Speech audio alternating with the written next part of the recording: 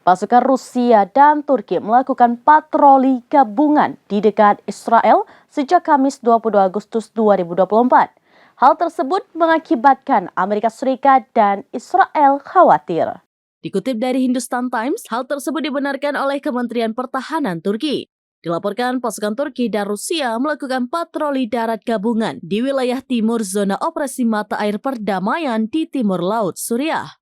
Adapun wilayah itu berdekatan dengan Israel.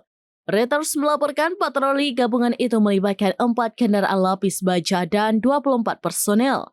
Sayangnya, kementerian tidak menjelaskan lebih lanjut tentang masalah keamanan yang menyebabkan operasi patroli gabungan. Patroli gabungan yang dilakukan tersebut mampu menambah ketegangan di Timur Tengah. Hal itu terjadi seusai invasi Israel di jalur Gaza hingga menyeret beberapa negara seperti Iran dan militan Lebanon.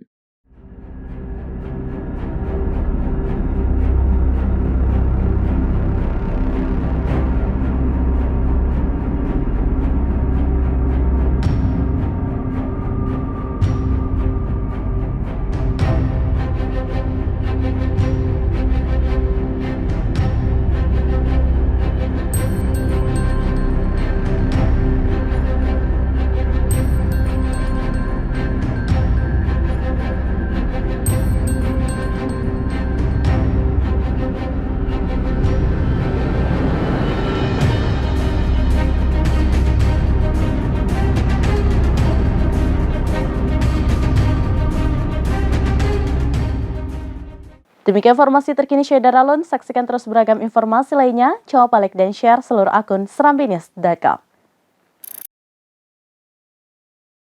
Download Tribun X sekarang. Menghadirkan lokal menjadi Indonesia.